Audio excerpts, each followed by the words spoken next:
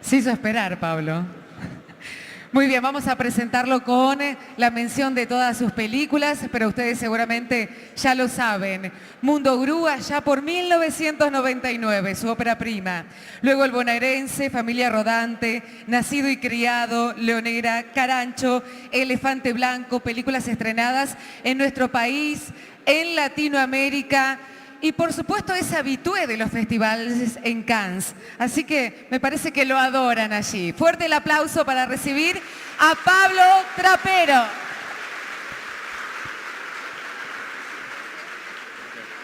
Hola. Bueno, gracias por venir y por quedarse.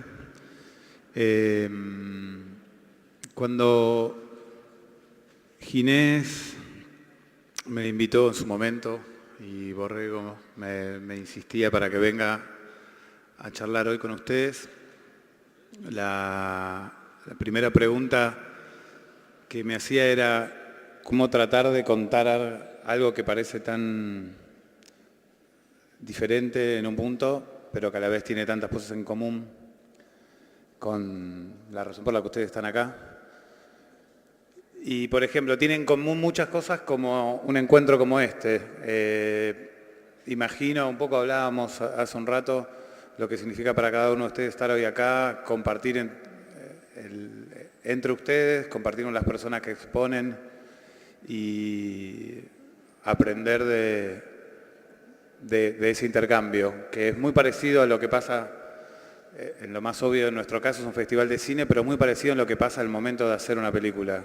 Que se trata mucho de eso, de intercambiar ideas, de encontrar puntos que nos permitan construir algo, y en el caso de una película, lo más importante para empezar a pensarla es qué historia vamos a contar, de qué vamos a hablar, de qué universo va a traer esta película a la pantalla.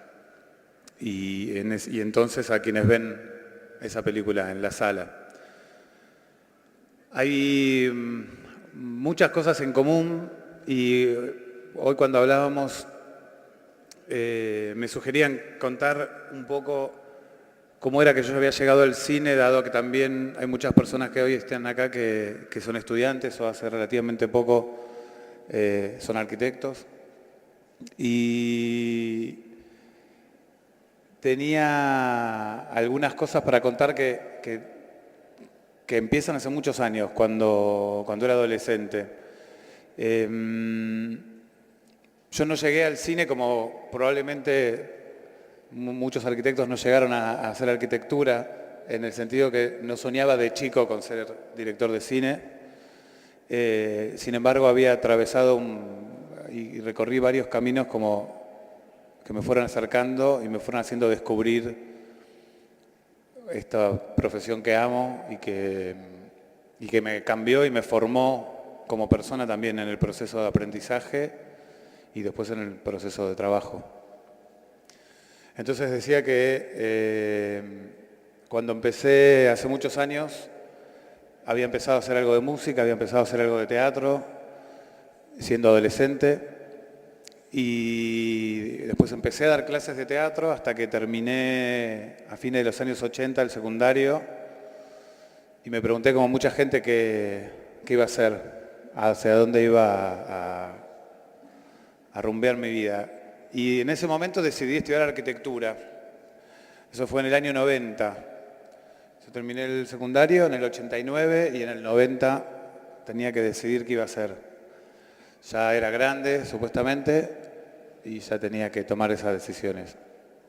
En ese año, o el año anterior, o no me acuerdo con exactitud, fue el primer año que arquitectura, que la Facultad de la UBA incorporaba el ciclo básico. Y entonces entré a estudiar arquitectura, pero junto con la carrera que iba a estudiar, que no estaba del todo seguro por qué, había muchas cosas que me atraían.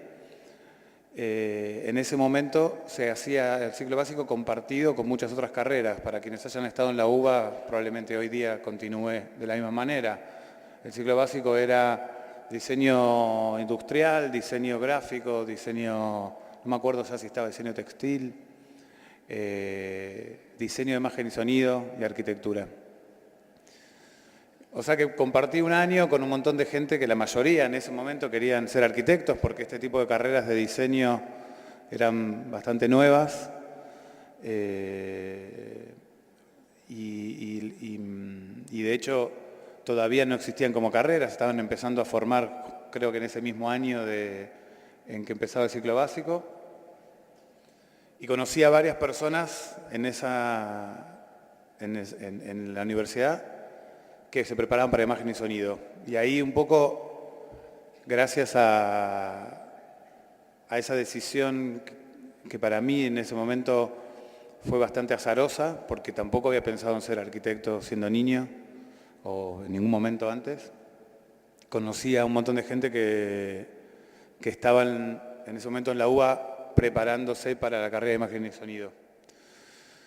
En esa época daba clases de teatro a niños y entonces dirigía las obras que hacía con los niños. Y ahí abandoné mi pequeño y fugaz paso por el mundo de la arquitectura y la FADU en Núñez para estudiar cine y tratar de explicar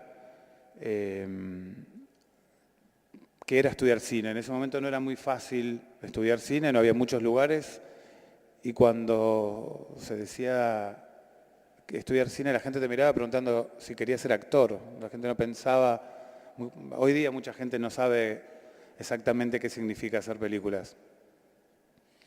Y para mí también, yo tuve que aprender a responder esa pregunta. ¿Qué es ser director de cine? ¿Y de qué se trata?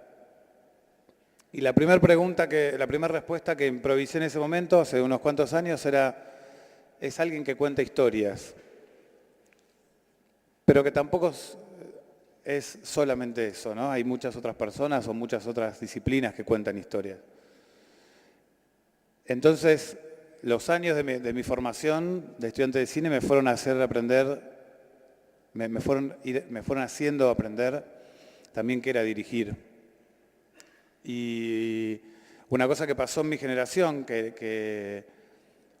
pero imagino que debe haber también puntos en contacto con esto, es que hay muchas escuelas y muchas maneras de prepararse para hacer un trabajo y una profesión. Y en mi caso, por ejemplo, se dividía mucho entre quienes querían hacer películas o investigar o filmar o hacer cortos o lo que fuera, y quienes tenían una relación muy directa y muy cotidiana con el mundo teórico. Y parecían que eran mundos encontrados, que se volvía uno un académico o una especie de rebelde que hacía películas. Y parecía que no había mucho punto en contacto entre estas dos puntas. Y hasta ese momento, en general, hacer películas significaba hacer una larga carrera en un equipo de filmación donde, como alguna vez habrán escuchado, se empezaba tiro cables y después no sé qué, y así voy llegando lentamente a lo que quiero hacer, que es dirigir una película. En mi generación, y un poco lo que yo pensaba, era que para aprender a dirigir hay que dirigir. Yo no sentía que se podía dirigir películas haciendo otra cosa que no fuera dirigir. Y a mí me ayudó un montón en ese momento dirigir como manera de formación, que es algo que cuando hablamos, hace un rato hablamos, por ejemplo, de lo difícil que son llevar adelante determinados sueños, que muchas veces el sueño es lo que uno quiere ser, ¿no? De lo que uno quiere vivir, de la vida que uno quiere llevar a diario. Y parece algo muy lejano, pero es lo que uno es todos los días, finalmente, lo que uno decide ser cada vez que se levanta a la mañana y con lo que sueña cuando se va a dormir. Entonces, muchas veces, sobre todo en este tipo de tareas donde dependemos de mucha gente, de mucho dinero y de realidades que no siempre nos juegan a favor, esta idea que parece tan lejana se vuelve muy cercana y es hacer lo que uno quiere y lo que uno desea. En ese caso, por ejemplo, cuando terminé la escuela de cine y cuando todavía no sabía cómo contestar la pregunta de qué es hacer películas o qué es ser director de cine, también encontré que la manera mejor para dar esa respuesta era haciéndolo y aprendiendo a encontrar esa respuesta. ¿Qué es? ¿Cómo es? Te levantás a la mañana y ¿qué haces? Pensás una idea, pensás una imagen. Y un poco cuando revisaba viniendo para acá, en la charla que iba a dar hoy, hace 2 horas, 3 horas estaba en Buenos Aires preparando mi próxima película, que se va a filmar dentro de poco. Empezamos el 3 de noviembre. Y venía pensando qué tenía en común esta vida que venía teniendo hasta llegar acá y sentarme en la mesa con ustedes o frente a ustedes para contar esta experiencia. Y lo que hay en común es no solo esta idea de ser lo que en algún momento soñaste, sino de, para los que ya pasaron por esa etapa y ya no son más estudiantes, es cómo hacerlo después, porque cuando el sueño es algo lejano, siempre parece que aviva y que incentiva la búsqueda, pero cuando eso se vuelve más cotidiano, empieza la otra pregunta, que es cómo se sigue, sobre todo en situaciones bastante complicadas, como los países que nos tocan vivir en Latinoamérica, que cambian las cosas muy rápidamente, que las situaciones, las reglas de juego cambian a veces de un mes al siguiente, y los cálculos y las proyecciones que uno hace no siempre son como habríamos querido. Entonces veía y venía notando ciertas cosas en el teléfono, de algunas cosas que siento que hay en común, y tenía ganas de mostrar algunas imágenes y sobre ciertos conceptos también abrir a las charlas, porque tengo miedo de hablar demasiado específicamente en cosas de cine que sean demasiado abstractas, y probablemente podemos abrir un poco la conversación para entender también qué les gustaría saber y orientar un poco la charla de ese lado. Pero les digo algunas cosas que suelen ser palabras que traen un montón de conceptos, por supuesto, que encuentro que tienen en común no solo con el trabajo creativo, si podríamos definir las cosas en ese término, ¿no? Como si fuera arquitectura y hacer películas una cosa creativa y otras cosas no tan creativas, que son definiciones siempre un poco torpes, sino sobre cómo llevar adelante las cosas que nos vuelven íntegros en estas decisiones que tomamos todos los días. En el cine es más fácil, porque uno dice una historia y lo primero que encuentra es la palabra guión, que es una palabra además que sale en todos los making of y se escuchan en todos los premios que dan en la televisión. Pero un guión, antes que una historia, es un concepto, que me parece que es algo que hay en común al momento de planificar cualquier cosa. En este caso, sí hay mucho en común con la arquitectura. ¿De qué se va a hablar y por qué? O sea, hay tantas cosas que se pueden hacer que en ese momento de la elección, ya se define también mucho la posibilidad del éxito de eso.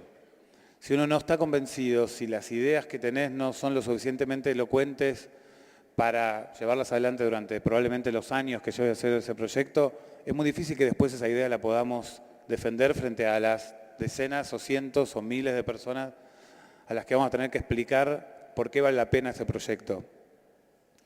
¿Por qué en relación a todos los otros que podría haber? ¿Y por qué en relación a el análisis que en general se hace frente a estos casos, que es casi siempre que enfrentamos alguna idea de este estilo, siempre es más fácil ver que no va a salir. Siempre es más fácil ver los problemas, porque en general, sobre todo cuando dependemos de tanta gente y de tanto dinero, siempre casi es más fácil que las cosas salgan mal. Yo suelo decir cuando me toca hablar de estas cosas, específicamente del cine, es casi un milagro que una película se empiece, se pueda escribir el guión, se pueda filmar, se edite, se termine, se estrene en un cine, la gente vaya y la vea. Son años de trabajo, son años de ideas muy abstractas. Un guión es una idea abstracta, es una hipótesis. Después hay que llevarla adelante y en general en ese proceso, digamos, entre la abstracción de una idea y convertirla en mecánicamente, por ejemplo, en el caso de una película, en escenas, donde hay un tipo parado que dice una escena, que dice un diálogo y hay otro enfrente que le contesta, hay un proceso que empieza muy abstracto, porque es una idea que a veces es difícil de transmitir, pero que hasta que no se pasa por las distintas etapas que también imagino que hay en común, que se vuelve un proceso pero tan burocrático, y hay tantas etapas administrativas y tantas etapas que se alejan tanto del romanticismo que uno puede tener al inicio de la idea y al inicio cuando empieza a manejar el concepto de una idea, que después pareciera que todo conspira contra esa idea genial, ideal, romántica y aislada. Y es una de las tareas más difíciles para mí en cualquiera de estas etapas, porque la realidad en general muchas veces contradice esta idea. Y hay que tener, por eso decía al principio, la idea del concepto claro para que en cada una de las personas que van a venir a preguntarnos les dé un ejemplo en el cine, pero esto me imagino que se puede aplicar en los distintos rubros en una obra. Viene el vestuarista y quiere saber por qué tal color de tal cosa. Viene la persona que se dedica a la utilería, que es quien pone todas estas cosas en una escena, y quiere saber si el personaje toma en un vaso o toma en una copa. Y viene el fotógrafo y quiere entender si el plano es un plano corto o si es un plano general. Imagínense la cantidad de decisiones que se toman en una escena. Cómo habla el personaje, si está sentado, si está parado, si camina, hasta dónde camina, si la cámara está en tal sentido, hacia dónde mira el personaje, etc. Es infinita la cantidad de decisiones que se toman. Y en todas esas decisiones hay que tener esa, por un lado, conciencia y por otro lado, inconsciencia, aunque parezca un poco contradictorio. Conciencia para poder dar esas respuestas y a la vez que el exceso de conocimiento no destruya esa idea que uno quiere hacer. Que no se vuelva simplemente en un proceso burocrático y administrativo donde lo que sobrevive de esa idea es una cosa cartonada que no logra transmitir ninguna emoción. Porque a fin de cuentas estas ideas están ahí para poder emocionarnos. Y en general muchos procesos van en contra de esa posibilidad de emocionarse que es tan abstracta también y tan personal. Entonces, hay un trabajo que en el mundo del cine, sobre todo para el mundo del director, es algo bastante difícil de aprender, pero bastante necesario al final, que es la posibilidad de la frustración. Esa idea abstracta siempre es genial porque es abstracta y es difícil de verla y de materializarla. Pero cuando se pasa por ese proceso, cuando está toda esta gente trabajando, cuando hay todas estas personas mirando para ver cómo esto se construye y se lleva adelante, ahí se ven las debilidades, pero también se ve lo que tiene interesante para que el proyecto siga adelante. Porque también pasan que algunas películas no se terminan, que algunos edificios no se terminan o que algunos proyectos fracasan. Entonces esta mezcla de excesivo control, excesiva noción de las herramientas y excesiva manipulación a veces destruye la idea misma. Por eso, de vuelta, la idea del concepto es a lo que se vuelve siempre y también es muy intuitiva. Se puede dar muchas explicaciones. Ese concepto puede salir por nuestra formación, por nuestro gusto, por lo que aprendimos de nuestros maestros, no sé, por lo que traemos Pero hay un momento donde todo eso no está más y la respuesta se vuelve muy sencilla, que es el vaso o la copa. Y en esa respuesta tan simple empiezan a pasar un montón de cosas. Hay otra cosa que ayuda para tener estas respuestas y que entiendo que también hay en común en estos trabajos. Es todo el trabajo previo, que muchas veces también es en paralelo, que es la investigación del mundo en el que nos vamos a meter. Esa investigación necesita un desarrollo, necesita una planificación también. O sea, puede ser más caótica y azarosa y va a dar un resultado, pero seguramente es parte del proceso de descubrimiento de esa idea, que es cómo organizar esa búsqueda.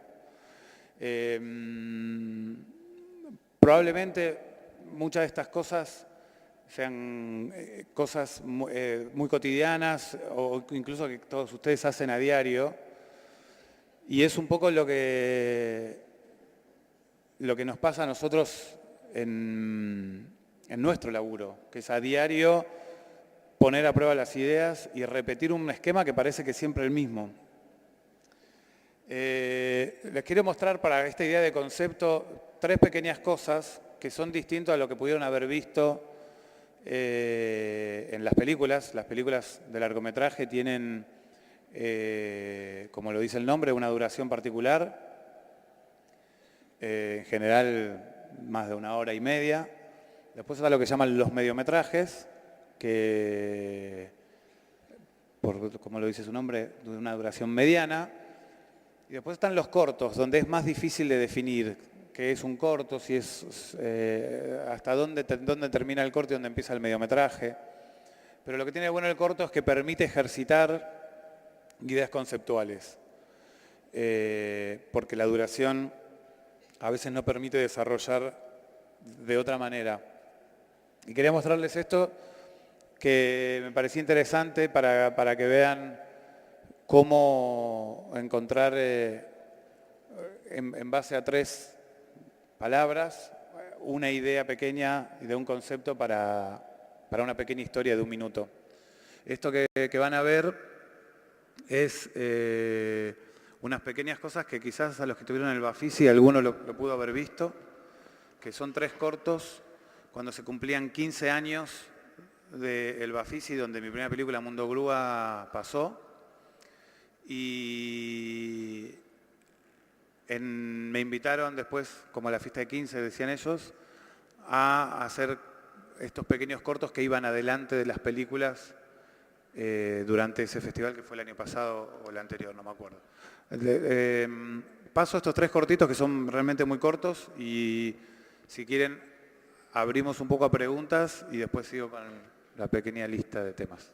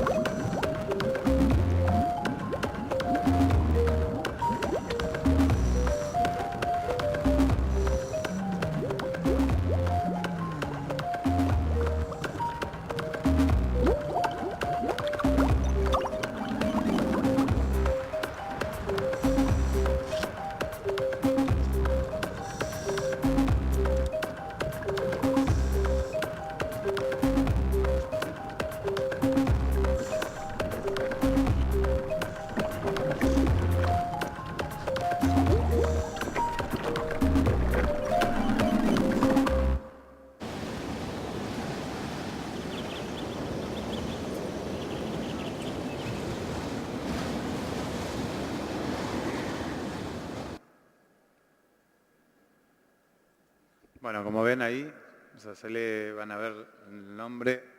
Bueno, no se lee, pero lo van a ver.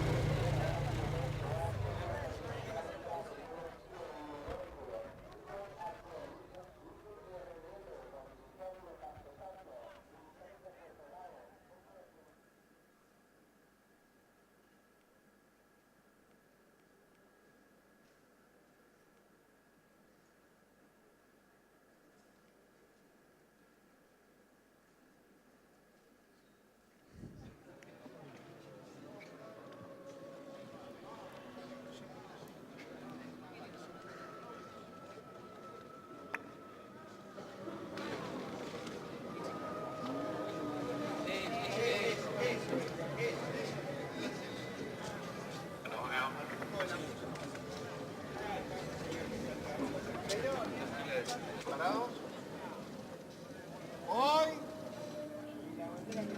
muevan las banderas, cámara, foto, saquen foto, carajo.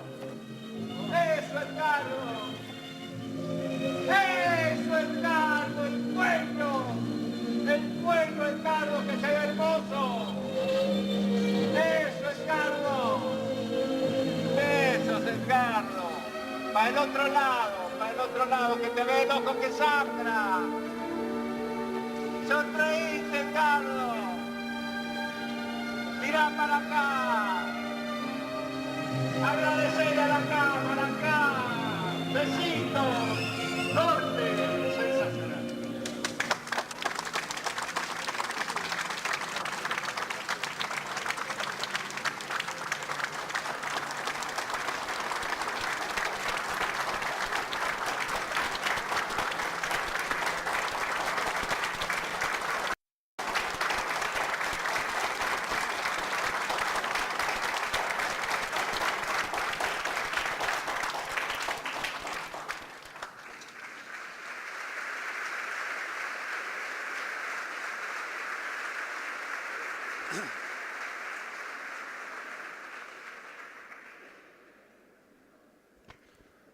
Bueno, ¿alguien tiene ganas de hacer una pregunta?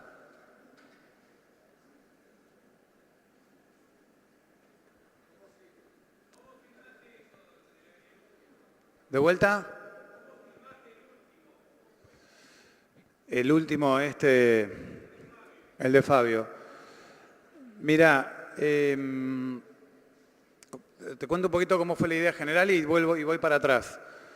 Cuando se trataba de esta idea de los 15 años, pensaba que lo mejor que podía hacer eran cosas que ya tuvieran una historia previa. ¿No? Estas tres historias, estos tres pequeños relatos cortitos, no son producidos para este momento. Fueron tres cosas que durante muchos años yo fui registrando para distintas cosas.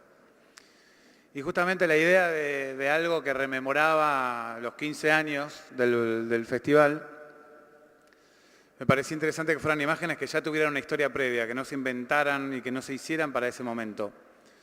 Cada una de ellas, cada una de las tres, tenía un poquito de historia, y te cuento la última, que es en el año 91, como dice ahí, yo era alumno de la Escuela de Cine. También por eso quería mostrar esto que tenía que ver con lo que estaba contando antes. Cuando empecé a estudiar cine y tenía esta idea de que quería ver cómo aprender a hacer, viendo también cómo otros hacían. En ese momento Fabio, como ustedes los que lo conocen, como director de cine, para nosotros, para muchas de las personas de mi generación y para muchos directores es una referencia. Y siendo alumno de la Escuela de Cine, tuve la oportunidad de ir a ese rodaje y de estar y de ver a alguien que para mí era un maestro todos los días yendo a trabajar, levantándose a la mañana, llegando, sentándose, hablando con la gente, pidiendo lo que quería, rechazando lo que no le gustaba. Y eso fue en el rodaje de Gatica, que esa cosa que estamos viendo ahí, que es una de las tomas más lindas de la película y es el final, queda como hacia el final. Y me acuerdo cuando lo estaba registrando sentía, además de mucho privilegio por estar ahí, por estar, como se veía, yo hacía cámara en ese momento, y ese plano donde está Fabio que está arriba, es que yo estaba sentado prácticamente a sus pies. Y me sentía como muy honrado de estar ahí, del espacio que me había dado él. Yo era un estudiante de cine que recién empezaba a estudiar. Y fue una de las primeras veces que vi justamente cómo este proceso que decía antes, de una cosa tan abstracta y tan lejana y tan inacible como es el proyecto de hacer una película, se convertía en este rodaje, con gente que había que vestir de época, que había que, como se ve, como lo poquito que se ve en ese minuto, hay que reconstruir no solamente una situación de época, sino una situación emocional, que es lo que hablábamos antes.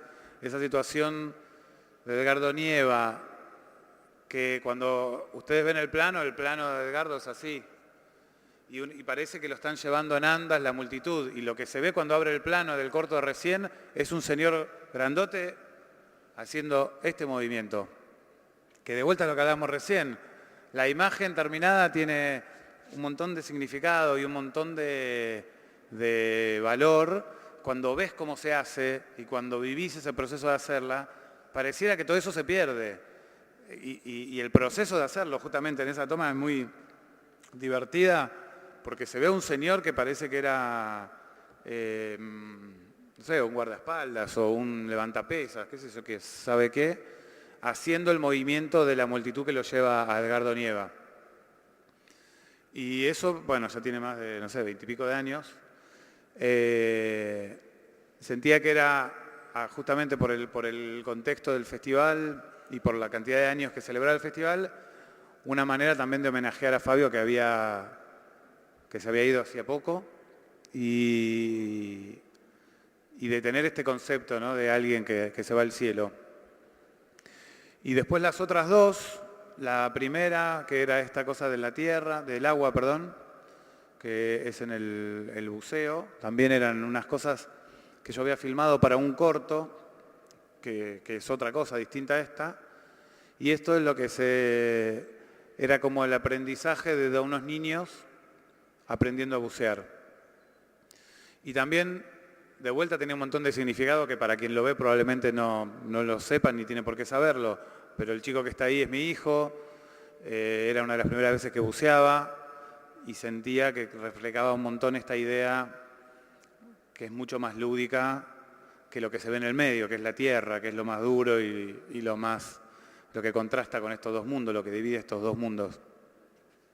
Que son escenas del rodaje de una película que se llama Elefante Blanco, que es mi última película, donde estas imágenes de los chanchos era algo que yo registré cuando estuvimos en Iquitos, y este es el puerto de Iquitos, o sea, esos animales llegaban para ir que la carnicería, y así era como los trataban a los bichos, y bueno, y otras cosas más. Pero eso, por ejemplo, también era un material que ya existía y que tenía todo otro valor distinto. La diferencia entre los tres también es, por ejemplo, que eso está filmado, el que se llama Tierra, con las mismas cámaras y con los mismos lentes y con el mismo equipo con el que se hace una película. Todo el equipo que estábamos en Iquitos haciendo la película de largometraje es el que participó de alguna manera en la realización de este corto, porque esas escenas eran parte de la película que quedaron afuera. Esto podría formar parte del DVD Elefante Blanco como los extras, como lo que quedó afuera. Lo que pasa es que esto nunca había sido pensado para la película, simplemente que al momento de llegar a Iquitos descubrimos como este universo que era alucinante y yo le propuse a mi equipo filmarlo, pero no tenía mucho lugar en la película, porque además daba muchas connotaciones distintas a la película. Para quienes hayan visto Elefante Blanco, empezar la película, esto era el inicio de la película, que la película empieza en la selva, ya con un montón de significado, y esto le daba un significado extra que no era muy necesario. Pero en sí mismo era una linda idea que se convirtió después con el tiempo en una cosa independiente. Pero en los tres casos son tres ideas que tienen mucha historia antes de ser hechas, que es lo que pasa en general, o lo que pasa muchas veces con una película, que no es que empieza el momento de estar escribiendo el guión o al momento de estar desarrollando la historia. Muchas veces esa película empezó 10, 15, 5 años atrás, cuando hay algo, en mi caso que también escribo las películas, que por alguna razón me emocionó, me dio curiosidad, me angustió, por la razón que fuera. Y ahí es donde se empieza a gestar un proyecto, en estas cosas que tienen mucho que ver con la experiencia personal también. ¿Alguien más?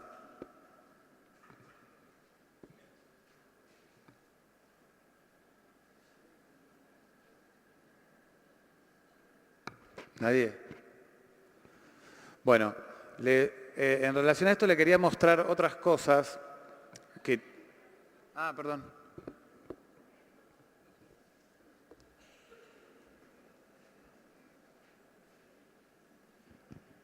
No, para meterte un poquito a lo mejor en el tema espacial o de la arquitectura, ¿cuánto puede llegar a modificar algo que tenés pensado para una escena, el hallazgo de algún espacio, o, digamos, encontrarte con algo urbano, no sé, algún interés de ese tipo? Bueno, mira, justo iba a mostrar algo que tenía que ver con eso y iba a contar algo. Las historias, como algunas veces lo han podido ver en las películas, son en general muy parecidas. Las historias de amor son muy parecidas, las historias de acción son muy parecidas. A veces uno tiene la sensación de que vio la película, que esa película ya la vio. Hay una anécdota muy buena de Buñuel, que en la época en la que escribía, en la época del surrealismo, que trataban de hacer una escritura más mecánica, más inmediata, se levantaba todas las noches con un sueño que era de una idea buenísima, pero que cuando se levantaba no sabía cómo guardarla, cómo recordarla. Entonces un día se dejó un cuaderno de notas y un lápiz. Y se levantó con esa idea genial y medio dormido la escribió y esa noche durmió tranquilo porque sentía que había podido dejar ese sueño reflejado. Y a la mañana siguiente se levanta muy ansioso y lee. Y la traducción de su sueño era chico conoce chica. Que es en general lo que pasa con las ideas. Las ideas en general son todas muy parecidas. ¿Qué es lo que la hacen distintas una de las otras? ¿Qué es la forma? La forma de ser contadas. Y en este caso, en el cine, y para mi manera, como me gusta contar las historias, los espacios son muy protagonistas.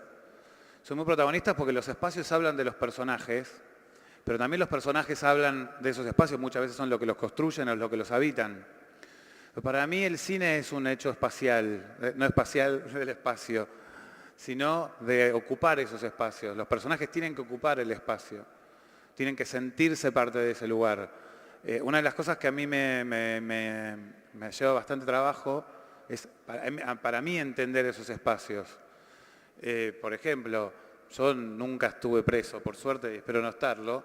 Tuve que hacer una película en una cárcel, tengo que entender ese espacio, lo tengo que aprender. Entonces voy, esta parte que decía antes del laburo de investigación, de estar, de ponerme a charlar con la gente.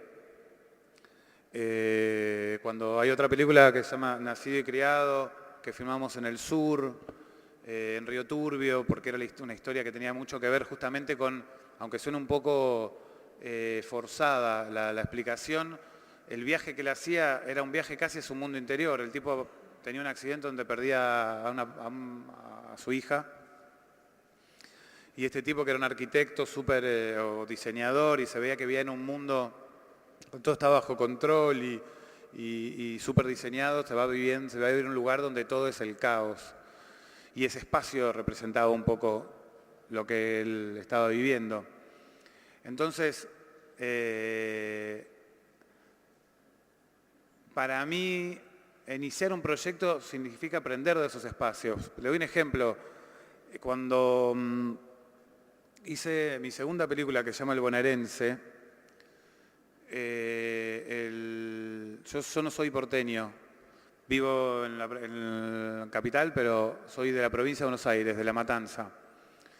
Y toda mi etapa en que me formé, por ejemplo, yendo a la FADU, a Núñez o a San Telmo cuando estudiaba cine en la Escuela de Antín, viví una situación que no era de ningún lado, porque ya no era más de donde vivía en San Justo, ni tampoco era de San Telmo, que era donde estudiaba. Y vivía en una situación de tránsito, no había un espacio en el que me sentía identificado. Y yo a esto le llamaba el mundo del bonaerense, que es para la gente que conoce o para la gente que vive no en el centro, sino que vive en un suburbio, es algo muy habitual andar con una mochila, con un desodorante, con algo porque no sabés dónde vas a dormir. Esta situación de que no hay un espacio donde vos te sentís y llegás todas las noches. Y eso fue lo que dio idea a una película que en ese momento, cuando yo estudiaba cine, todavía no era sobre la policía bonaerense, sino que era sobre un tipo que vivía siempre en ningún lugar. Era un tipo que estaba de tránsito entre la provincia y la capital. Y la historia contaba esa transición, esa ida y vuelta permanente entre bondi, trenes, autos de amigos, su propio auto. Alguien que todo el tiempo está yendo de un lado para otro. Ese concepto de esa película en ese momento quedó ahí, guardado. Una película sobre casi el no lugar, pero a la vez definía mucho lo que se conoce como el conurbano bonaerense, que es una zona que no siempre estuvo retratada en el cine. Siempre se habla de capital y provincia. La provincia es el arbolito, la montaña, los campos, no las ciudades de provincia o los suburbios. Para mí el bonaerense era la posibilidad de hacer una película sobre un espacio que es muy abstracto a veces, pero que es demasiado concreto, que es ese lugar de tensión entre la capital y la provincia, donde todo se agolpa, donde todo está por estallar, que es el cinturón del conurbano. Entonces, en el proceso de escribir esa película, me acuerdo que le llevaba la película a mis amigos y a los profesores y a asesores, y leía una película y decía, no, pero esto es un documental sobre vos, trapero, que no es una película. Es un tipo viajando en bondi, un tipo viajando en tren. Acá falta el drama. Y muchos años después me di cuenta que, volviendo a esta idea del concepto, el bonaerense era una cosa abstracta, pero que necesitaba algo que la pudiera narrar, que le pudiera dar una materialidad y que fuera algo que se identificable. Y en esa época, después se hizo mucho más famosa, como se conoció como La Maldita Policía, pero en esa época para mí una cosa que materializaba ese borde era esta especie de frontera entre capital y provincia que era custodiada por la policía, todo en alrededor de la General Paz. Y ahí esta idea de alguien que se la pasaba viajando en bondi pasó a ser la idea, como cuenta la película, de alguien que se convierte en un policía bonaerense que igual está en esta cuestión de tránsito de un lugar a otro, porque viene de la provincia y se muda a la capital, que ni siquiera es la capital, sino que es la capital cuando se ve de lejos, que es la provincia de Buenos Aires. Y todo este espacio que empieza a ser parte de la vida del Zapa, que es el personaje del bonaerense, es lo que lo empieza a definir y lo que lo convierte en el personaje que es cuando termina la película, que pierde esa ingenuidad que tiene al inicio, o aparente ingenuidad, y se convierte en este tipo más oscuro y más complicado a medida que termina la película. Entonces, para mí esta relación entre los personajes y su espacio es bastante simbiótica porque no queda del todo claro qué es primero, no queda claro si ese espacio es consecuencia de estos personajes o al revés, o estos personajes son víctimas de este espacio. Y para mí es una etapa muy linda del laburo y sobre todo de la etapa de investigación, porque no solamente se trata de la caja donde pasan las cosas, sino de aprender de los rituales, las ceremonias, la vida cotidiana de esos lugares, que entiendo que también es algo que tiene mucho que ver con el trabajo que creo que todos ustedes hacen acá. Aprender de la vida de otros para poder armar un entramado, en este caso dramático, al servicio de esos personajes, no al revés. No forzar una historia donde metemos personajes adentro, sino entender el universo de estos personajes para darles una historia, que es construir algo para ellos. Es medio raro porque son personajes que son de ficción, que supuestamente no existen, que no tienen entidad, pero esta relación de respeto y de curiosidad, como si fuera casi por una persona de carne y hueso, es también lo que le da esa materialidad a ese mundo de los personajes y a ese espacio que esos personajes habitan. Para mí, yo siempre digo que cuando hago una película quiero que la gente se lleve de recuerdo a los personajes como si fuera alguien que hubieran conocido. Como a veces cuando uno ve una película que pasa mucho tiempo y después se la olvida y se queda una frase, pero también con el tiempo se olvida de dónde salió esa frase y la empieza a hacer suya y la empieza a decir. Y capaz cuando le cuenta de dónde salió esa frase dice que se la contó un tío o un amigo en el secundario y probablemente haya salido una película. O situaciones que se vuelven casi un déjà vu, en el sentido que son cosas que parece que nosotros vivimos pero que vivimos a través de otros. Y la coherencia de esos personajes en el espacio es lo que permite también que les creamos a los dos, a lo que hacen y a dos cosas, a lo que hacen estos personajes y al mundo del que son parte, o del que se quieren ir, dependiendo de la historia, o al que quieren entrar. Pero para mí es muy difícil imaginar los personajes en abstracto, en una hoja en blanco, sin un piso, no sé, yo dibujo algunas cosas, ahora voy a mostrar algunas de las cosas que hago para convertir estas ideas abstractas en cosas más concretas.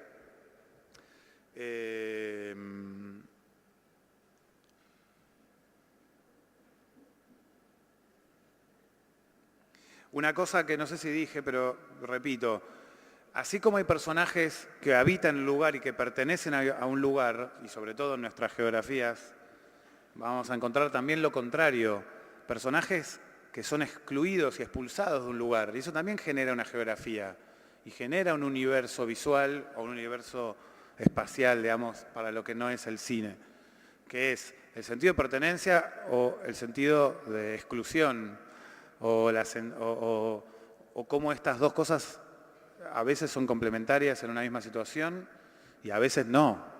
A veces, y sobre todo cuando hablamos de la exclusión, es mucho más claro sentir una cosa que la otra. Eso también genera espacios, también genera urgencias que, en el caso de una película, definen un universo visual. Cuando hablaba del elefante blanco, la selva donde empieza la película, no empieza en esa selva porque sí, porque daba lo mismo Iquitos que, no sé, que el tigre. Empieza en un lugar donde la gente es excluida y donde muy probablemente mucha de esa gente que se ve que sale perseguida al inicio del elefante blanco es la que después termina habitando el elefante blanco, en el elefante blanco. Y les cuento una anécdota que tiene un poco que ver con lo que vos me preguntabas. que es que muchas veces el espacio modifica la historia. Y este es un ejemplo claro. Cuando yo empecé a escribir Elefante Blanco no se llamaba así, se llamaba Villa, de hecho. Pero había una escena en el guión que describió una situación que era los curas que están al inicio de la película mirando desde cierta altura la dimensión de la villa donde trabajan. No solo eso, sino que además tenía que tener cerca la capilla, porque era una capilla que estaba dentro de la villa y no afuera. Y había una serie de requisitos que estaban planteados en el guión para, sin necesidad de explicar, contar el universo de estos dos tipos. ¿Qué quería decir? Rápidamente para sintetizarlo, que eran tipos que vivían ahí, que tenían una situación de cierto control dentro de lo que se podría decir, o de cierta comprensión del universo en el que estaban, y que además estaban ahí porque tenían que accionar. Entonces, cuando salimos a buscar, nos encontramos con que la mayoría de los lugares donde habitaban estos curas o la gente que hace un trabajo parecido, no tienen esa altura. O si la tuvieran, enfrente tienen otra pared, que es de la otra casita que construyeron arriba de la cuarto nivel, de la cantidad de pisos aleatorios y caóticos que se van generando en la villa. Entonces, a medida que íbamos subiendo, lo que veíamos era la ventana del vecino y no podíamos tener esta imagen de la dimensión de la villa. Y como además en el guión decía un nombre que es difícil de explicar, pero que rápidamente significa que el plano no tiene cortes, que se llama plano secuencia, que es que la toma empieza en un lugar y termina a muchos metros sin que haya habido cortes. El plano empezaba dentro de la Casa de los Curas y terminaba en la capilla. Y ese plano también era abstracto. Tampoco había escrito esa escena pensando en un lugar que ya conocía. Pero tenía la certeza de que lo íbamos a encontrar. Durante varios meses no encontramos el lugar para hacer esa escena y de hecho se atrasó el rodaje porque no estaba el espacio. Y finalmente, poquitas semanas antes de iniciar, apareció el Elefante Blanco, que es este edificio enorme, para los que no lo conocen, está cerca de la General Paz. Es un edificio que se había proyectado como un hospital y que fue atravesando muchas distintas etapas, distintos gobiernos durante distintos años que prometieron terminarlo y nunca se terminó, y que en su momento se proyectó como el edificio y el hospital más grande de Latinoamérica y terminó en lo que es hoy. Es un lugar donde la gente puede habitar hasta el tercer piso, porque arriba del tercer piso la gente se cae por los huecos de los ascensores y entonces está cerrado con unos candados que la propia gente que habita el Elefante Blanco era la que nos abría para que nosotros pudiéramos entrar a filmar. Pero de ese edificio gigante que tiene, creo que 18 pisos, solo hay 3 en funcionamiento, porque a partir del cuarto piso es bastante peligroso vivir y entonces solo se vive hasta el lugar que está bajo control. Que vivir en esos 3 pisos, digamos, con la idea de seguridad también es bastante particular, porque bueno, ya más o menos se pueden imaginar lo que es un lugar que no tiene cloacas, que no tiene luz, que no tiene nada de lo que tiene una casa más o menos normal o funcionamiento estándar. Y entonces esos huecos de los ascensores son los lugares por donde la basura llega más rápido al subsuelo del Elefante Blanco. Por ejemplo, eso modificó completamente la historia, tanto que cambió el título de la historia, el lugar. El Nacido y Criado es medio parecido. Nacido y Criado para la gente es un término que se usa mucho en el sur, que también es bastante paradójico, porque la gente del sur le gusta muchas veces llamarse nacido y criado, pero casi nadie en la Patagonia es nacido y criado. Es muy poca gente la que realmente pertenece a la Patagonia y es de lo que habla esa película, de toda la gente que va a buscar o a reinventarse una historia en este espacio que a veces por momentos parece abstracto. O sea que el espacio se mete mucho en estas historias y se mete mucho en mi manera de trabajar antes, durante y a veces después. Por ejemplo, porque llevamos estas películas a los lugares donde las hicimos. En Elefante Blanco se proyectó la película, cuando hicimos la película en las cárceles, después fuimos a proyectar las películas en las cárceles donde habíamos filmado. cuando hicimos, por ejemplo, Familia Rodante, que se filmó a lo largo del litoral y filmamos en Misiones, volvimos a varios de los pueblos donde habíamos filmado a mostrar y a ver qué había pasado, a ver qué pasaba con la gente que había participado. Creo que no, me están cortando. Bueno, ¿tengo tiempo de mostrar algo o no? ¿Ya está? Ok. Les voy a mostrar una cosa justamente que tiene que ver con esto del espacio del elefante blanco. Sí, igual para que lo busco, lo tengo que buscar mientras.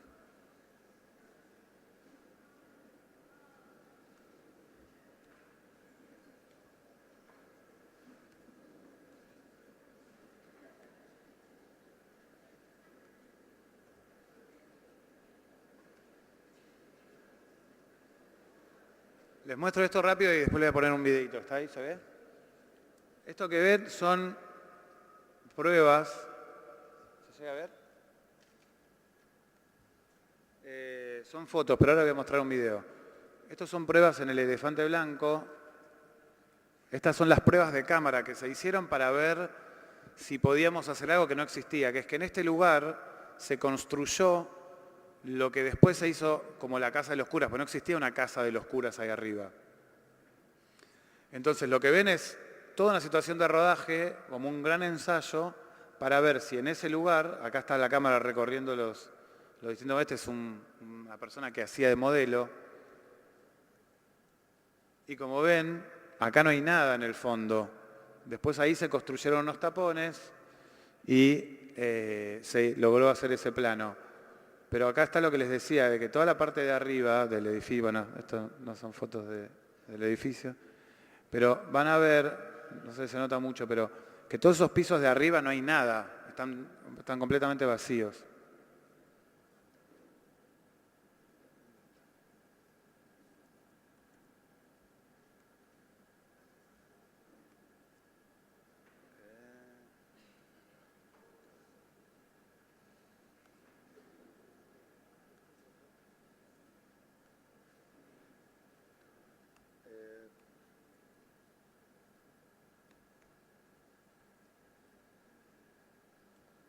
Lo perdí, yo lo encuentro.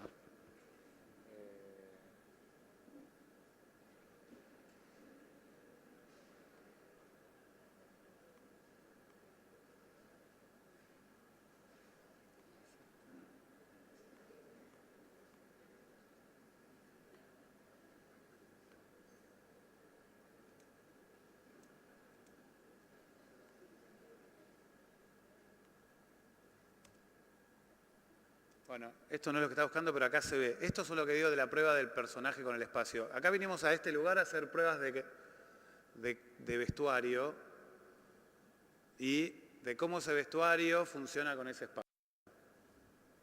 O sea, no es en un set vacío y cerrado, sino que es en el mismo lugar.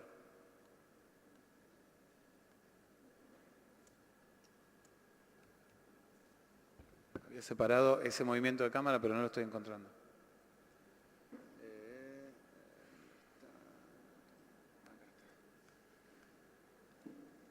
Acá está.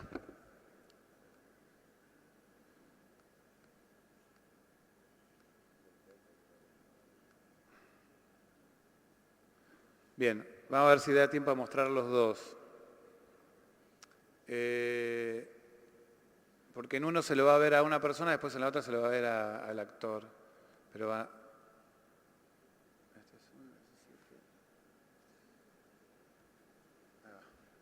Miren la claqueta, como no sé si alguna vez escucharon hablar de eso.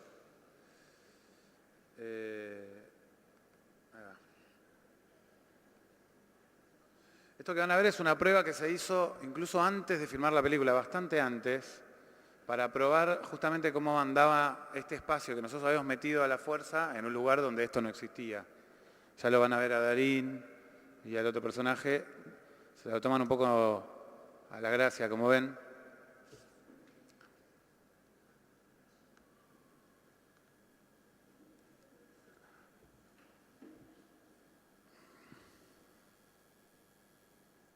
Esto es casi un mes antes del rodaje, porque todo eso que se ve eran pruebas para ver si esto había que volver a construirlo. Vieron que antes no había nada en ese lugar. Todo esto ya es en pruebas de cómo funcionaría el espacio. Con los movimientos de cámara.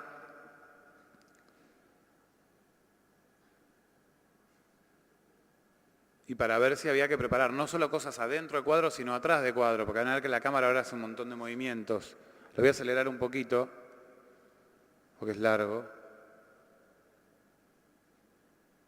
No estaría acelerando. Ahí está. Entonces, ahí va. Acá, por ejemplo, se ve que todo esto, acá no hay nada, ¿ven? Que es una pared de mentira. Y que todo está colgado, como se dice habitualmente, lo atamos con alambre, con un montón de alambres, porque era toda una prueba para ver si funcionaba este espacio metido ahí adentro. Después este lugar, este portón, todo esto que ven ahí no existía. Era como se ve atrás, como se ve acá. O sea, era un sinfín de nada, de basura, de hecho.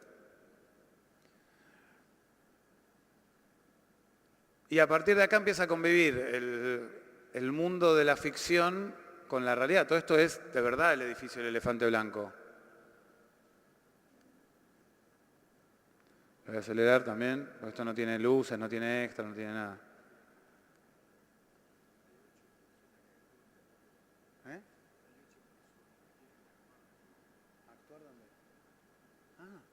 Bueno, corto. Bueno, tengo que cortar.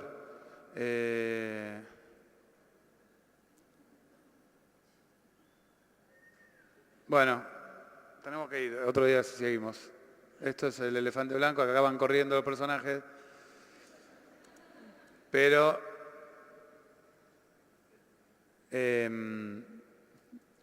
para los que vieron la película no vamos a llegar a tiempo a que les muestre cómo quedó.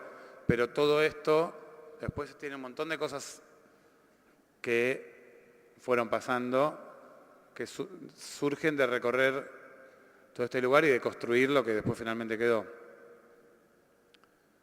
Bueno, fin.